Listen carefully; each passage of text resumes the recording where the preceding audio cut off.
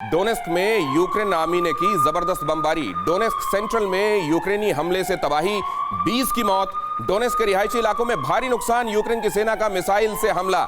Donetsk और Luhansk आप जानते हैं वो इलाके हैं जहां समझा जाता रहा कि रशियन मेंटेलिटी वाले और यूक्रेन से अलगाव की मानसिकता रखने वाले लोग ज्यादा तादाद में हैं।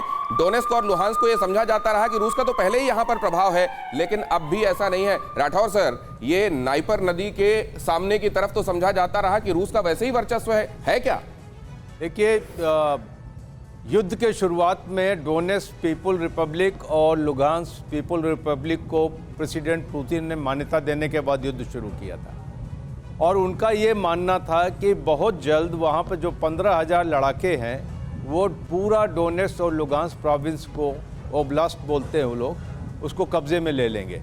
वैसा हुआ नहीं और वो काम जो है रशियन आर्मी को करना पड़ रहा है। खार्किव से न निकल पाने की समस्या रशियन आर्मी की डोनेस्क और लुहांस्क प्रांत में जो यूक्रेनियन आर्मी का विरोध है उससे हो रही है। और आपने सही कहा, बीच बीच में खार्किव और लुहांस्क के बीच में जो कॉरिडोर बनता है उसके अंदर से यूक्रेनियन आर्मी काउंटर अटैक कर रही है।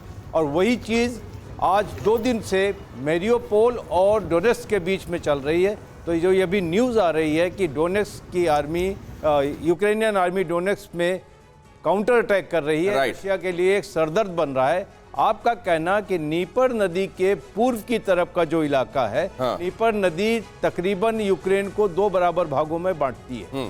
इस तरफ रशियन बोलने वाले लोग बहुत हैं और आपको पता है कि क्रीमिया और डोनेस्क और लुहांस्क प्रोविंस भी इसी में आते हैं। राठौर सर की ये जो इनका विश्लेषण है, नाइपर के ईस्ट की तरफ रूस की मेंटेलिटी वाले और उधर की भाषा वाले लोग ज्यादा हैं, लेकिन उसके बावजूद रूस को दिक्कत हो रही है। और मारियोपोल में भी ये रेजिस्टेंस वही बहुत दूर नहीं है, इलाका भी वहां देखने को मिल रहा है। सर, मैं आपसे और विस्तार से समझूंगा ये बात। ये अहम खबर बता दूं जरा, डोनेस्क में रूस यूक्रेन में जबरदस्त गन फाइट देखने को मिली है। यूक्रेनी रिजर्व फाइटर्स का डोनेस्क पर हमला, रूस के रिजर्व फाइटर्स दे रहे हैं मुंहतोड़ जवाब। अब डोनेस्क में रूस यूक्रेन के बीच ये जो संघर्ष है, डोनेस्क और लुहांस्क जहां ये समझा जा रहा था कि एक तरीके से हैंड्स डाउन वहां रूस को बहुत दिक्कत नहीं झेलनी पड़ रही है, बल्कि उसने तो खुद ही घोषित कर दिया इस जगह को स्वतंत्र रूप से और वहां अपनी मिलिट्री भेज दी। यहीं से एक्चुअली शुरुआत हुई, लेकिन यहां पर भी कितनी दिक्कत हो रही है रूस को, अब वो भी देख लीजिए। यूक्रेन कितना रेजिस्टेंस दे रहा है। राठौर सर, अपनी बात पूरी कीजिए। ये जरा ये वो तस्वीरें हैं, मैं दिखा दूं।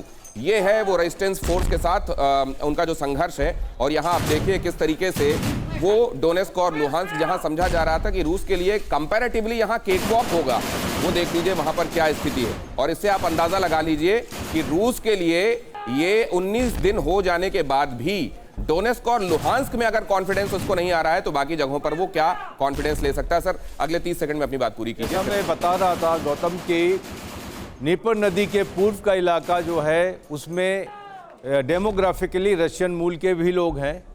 तो पुतिन के लिए एक सूरत हो सकती थी रूस के लिए कि अगर इस इलाके को वो कब्जे में ले लेते हैं तो बार्गेनिंग टेबल पर एक बहुत बड़ा टूल होगा, लेकिन वो भी नहीं हो पा रहा है। और जल्दी से कब्जा करने के चक्कर में इन सारे शहरों में जो बमबारी हुई है उससे एंटी रशियन सेंटीमेंट इतने ज़्यादा बढ़ गए हैं यूक्रेन की पब्लिक में कि उनको अपने मनपसंद गवर्नमेंट इंस्टॉल करने में मुश्किल आएगी।